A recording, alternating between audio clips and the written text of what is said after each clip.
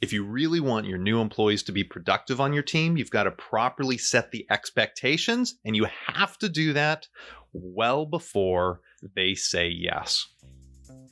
It's up to you to create a thriving environment for your team. Discover how with Jason Hedge, owner of Launchable Leadership, and host Brad Webster, here to share practical tools to help you become the best boss. Hey, Jason. So are you ready to do this onboarding? I'm ready. Let's go. All right. So I'm thinking about this, and really for nearly everyone, onboarding starts on their first day of work. That's the focus, to get them up to speed, get them working, get them trained. So why do you say it starts before that? People start forming their expectations and their impressions, their first impressions about the job, way before their first day, and even before they say yes to the job. It happens way before then. And if we limit it to just thinking onboarding is the first day, we've missed half of the whole process. They've already formed their first impressions and they're just confirming it or starting to shift them on that first day, which most of the time, honestly, we don't do a great job even then on that first day when we know we should be doing onboarding. Okay. So where in the process should best bosses start thinking about onboarding?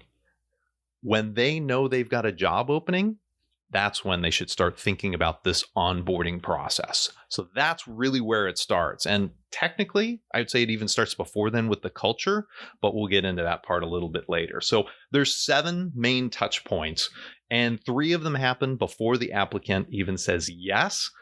And then as they're going through the rest of the process. So that's what I want to go through today so that we can touch on each one of those points and help us understand how we can begin to influence and impact their impressions and their expectations so they align and with what we want and they're as productive as they possibly can as quick as possible. Okay, so how do you onboard someone when you don't even know who they are? It's a good question. So it's really setting the expectations in the culture and what's going on, because it can be with, for that, when you're setting that opening, when you realize you've got an opening, when you post it online, when you're getting referrals from other employees, they're already telling people about the organization, about what's going on, what you're like as a boss, and is it good or bad, the benefits. So those expectations are being set back then. The advertising for the position, the wordings that you've got in there should not be just, these are the facts about the job. They should help craft that impression for them to be able to see how they fit into the organization and give a realistic feel, not a, hey, it's all hunky-dory and there's nothing wrong, but in reality, it's a high-stress job. So those are some of the key elements in there. What you've got on the website, is it just a splash page? Right. Or do you actually have something in there? And some companies, I've seen McDonald's has done a phenomenal job for applicants coming on board to walk them through part of the process to be able to see what is a life in the day of an employee really look like, to help craft those first impressions and set them up for success. So those are some of the few things, the company culture, reviews that you've got online, all of those make an impact. Okay. So let's talk about the application process. Tell us more about that then. So I don't know when the last time you had to apply for something and go through it, but some companies make it so painful. They restrict it so tiny in a way because either they're so big and they have so many people applying, or they just don't want to manage the process because honestly, it's not fun going through the applications. It doesn't feel productive. And for best bosses, hiring is really one of the most important things that they do, because they're going to hire their HR issues, they're going to hire their work comp issues, they're going to hire their complainers, or they're going to hire great employees if they focus and do this process well. So looking through the process of saying, what are some of the hoops or the hurdles to go through in the application process? I know way back when there were some applications online that had so many fine-tuned things that honestly, I gave up. It just wasn't worth the process for that job to go through it. Wow. So the submission, what happens in the verification? Is there any notification that they sent a resume to you? Is there any thank you? Yes, I've received it. Because on their end, the employee, they're anxious. They want to get this job. They want to know that they ran through all these hoops correctly. And if there's nothing that comes back, they're just left waiting. Yeah. And that's not a fun spot for them. Well, even in the past, I've had experiences where I was doing digital application stuff, Mhm. and you get to a point to submit it, and I didn't know if the page froze up. I didn't know if it went. I didn't know anything. I got no notification. Right. You're lost. You're just in cyberspace and not knowing, yeah, did it really go through? Did it happen? Did they get it? Do I have to do it again? Is that going to look bad if I do it again?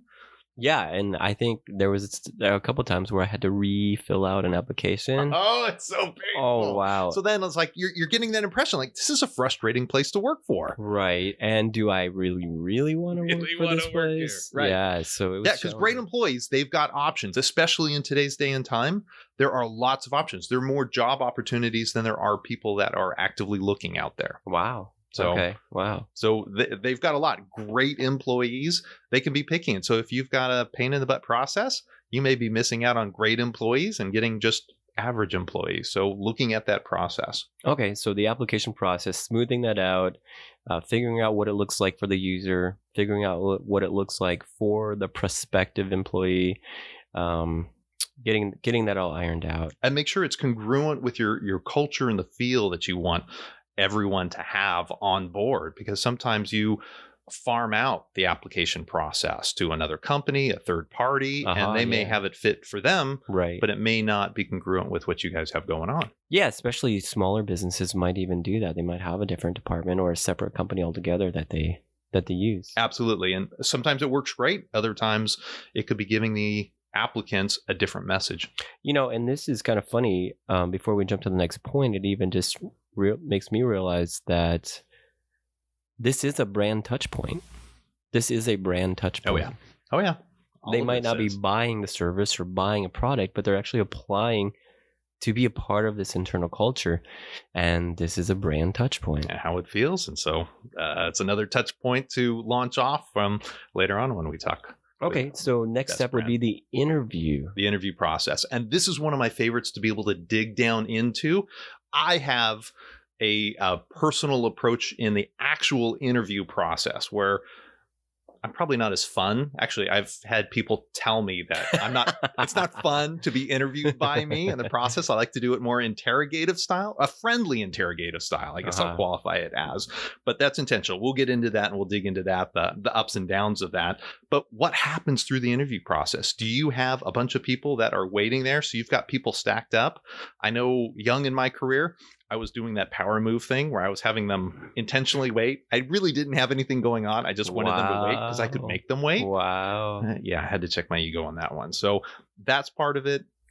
How do you walk things through in the actual interview? How well are you aligning and asking questions that help pull out and align them towards what the job is really going to be like? What do you talk about the company? Are you just talking about the high points? Are you talking about the highs, the lows to give them a realistic feel of it?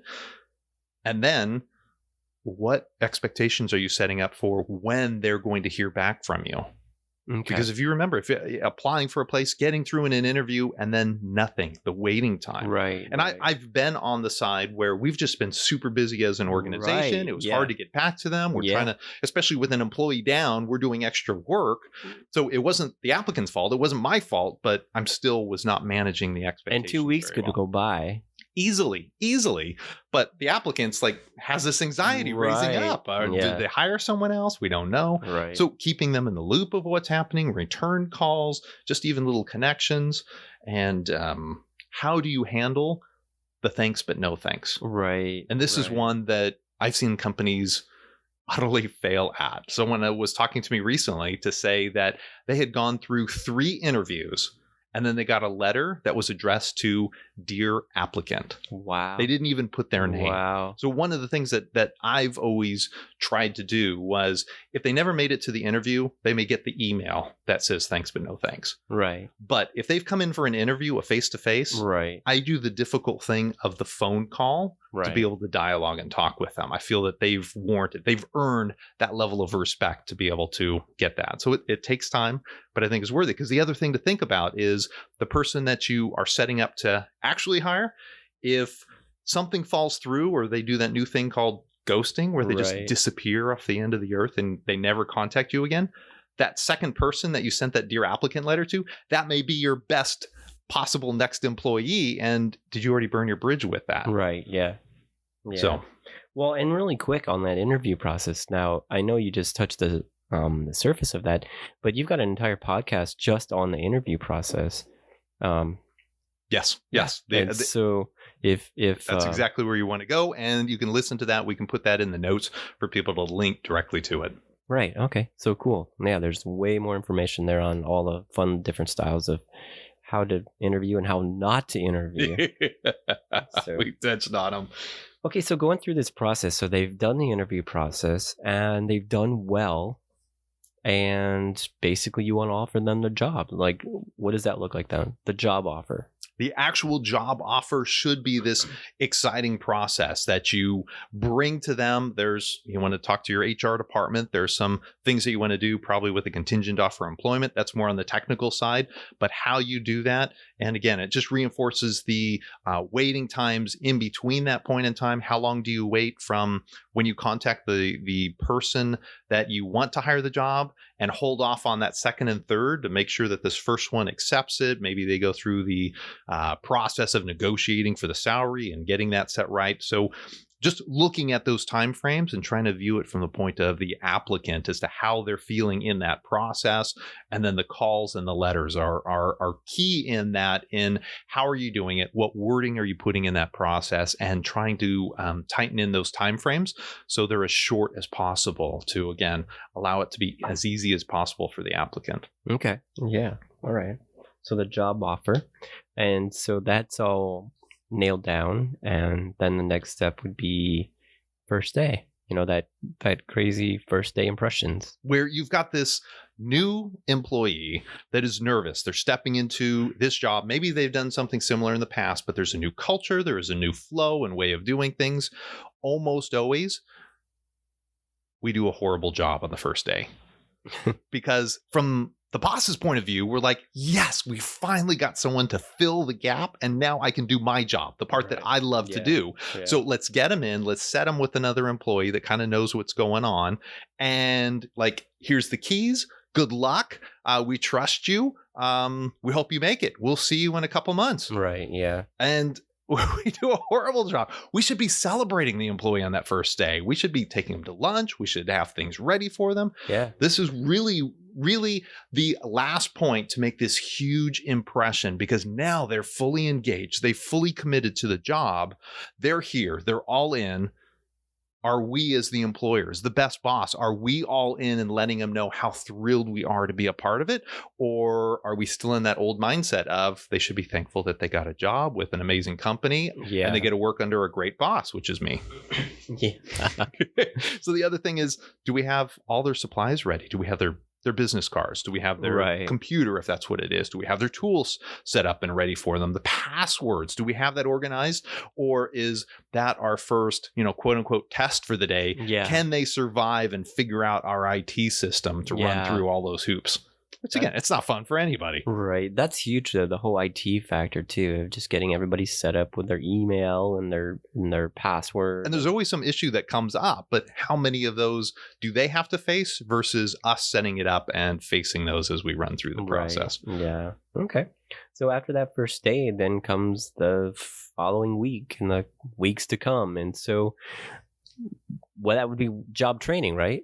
So I title this that stage of that full on job training. So day one is day one. After that goes into the job training.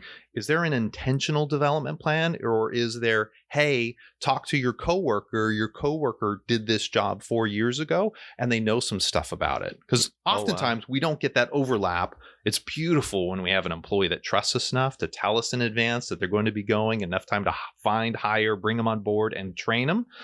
Lots of time it doesn't happen. Right. And so we don't have a plan. We didn't have the employee document any of the processes to walk through. Yeah. And so that employee has to discover everything on their own, which is not a great way. And when you can sit down and intentionally walk them through the steps, have key points and deliverables all along the way, it puts the employee at ease. There's some parameters for them to start walking through, learning what they need to go, and then they can develop at their pace and slow down in some places and speed it up. So they need that. You should have some checkpoints. If you're releasing another employee to walk them through someone needs to be checking in on a regular basis, which should be you.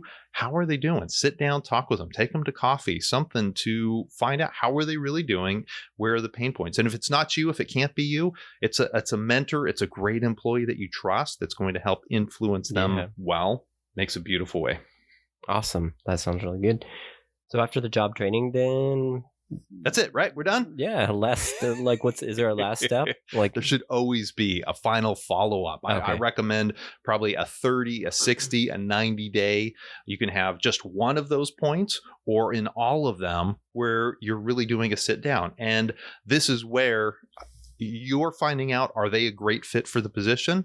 And they should be evaluating, because they're always going to be evaluating, are they a great fit? And if you can catch something here at this point, you can save that 60 days of training time and all of that interviewing time, which you definitely don't want to have to do again, right, by fixing something. Because I think about it here is you're setting up the expectations for the new employee, and they're trying to understand this and everything else because they haven't been in the culture. And it's like two lasers next to each other. And if those are the expectations, your expectations you're setting is one laser and their expectations are another laser. If theirs is just off 1 degree at the beginning, it looks really close. And if we don't have checkpoints to realign it, as time goes on, they get further and further and further away. And we've all had those employees that at some point in time, we see them earnestly working on stuff, right, but failing because it's not meeting up to our expectations and what we know we want from them. And I've had to, as an HR person, come in and terminate someone who was working hard, who thought they were doing what they were supposed to be doing. Oh, no. But the bridge, it was too far for me to build that bridge to be able to bring them back in with it. There was just too much trust that had been lost. Yeah. And so I hate seeing that happen. So having those connect points afterwards, and honestly asking for feedback about how can we improve the application process, the first day experience that you had, and the training process. And this is where you're continuously improving and getting better and better. Oh, wow. Okay. So what I'm hearing you say is just no matter how close you start with your expectation to your new employee, if they're not on point, then over time they can become pretty divergent. They can, and it can lead to frustration for them knowing they're not meeting expectations, or sometimes they're happily doing what they think they should be doing, which is really sad because then you've got this frustration building. And we're going to get into a podcast about feedback and how that should build into the process. But if you don't have those contact points along the way, those laser beams just get further and further and further apart. And then you've got two parties that are frustrated. And then you've got to do this whole process again, and you've lost all that productivity. Awesome. Okay. So onboarding starts way before the first day. It does. It starts way back when you first figure out you need to fill a position. Right. Yep.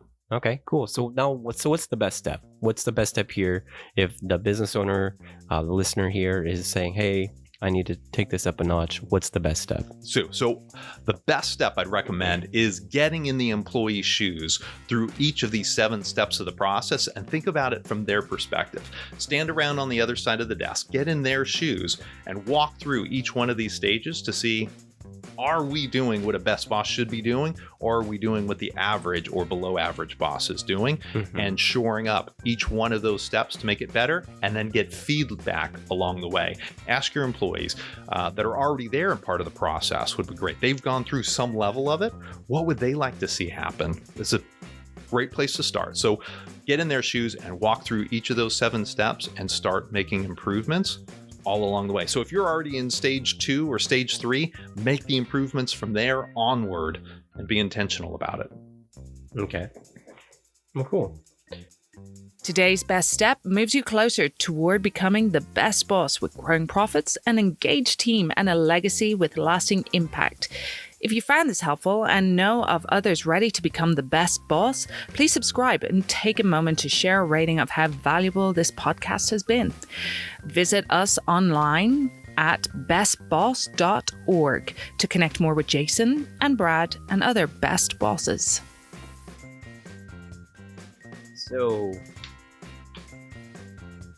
So fun fact then, what was your first real job and how was that onboarding process? My first real job, I got $4.25 an hour. Whoa. I was stocking shoes upstairs, no air conditioning in the Central Valley, 110 degrees in there. I was happy, but 2 hours into it, the electricity went out. And there was no light. There were no skylights. There was nothing. Oh my So it was pitch black. wow. So I had to try to find the stairs to be able to get my way down. So it was an odd first day. But they gave me enough before the electricity went out to understand what my job was and start doing that. And I learned a lot of that job about customer service as I grew in that organization as things went on. So from an HR perspective, is there anything humane about that work environment? Like really? Like, it was pretty brutal, but I understand that I was at the bottom of the totem pole, but I was also part of an era of understanding that I wanted to work for me and I was going after things versus some other ideologies. But in nowadays, OSHA would probably have some things about how much water to be able to have. Yeah. Some other safety things on okay, that so line. that stuff wasn't in effect back then. It wasn't in effect, but I had access to there's a drinking fountain there, so I would have survived. I did survive. I'm still here today. All right, cool. So so they had running water back then. They had running water and electricity. They had cars, or was it horse? Fluorescent lights? Yeah, it was horse and carriage outside, No, but yeah, right. it was still fluorescent lights. No, I'm all right. Thanks, Brett. You look great for being. No, I don't know.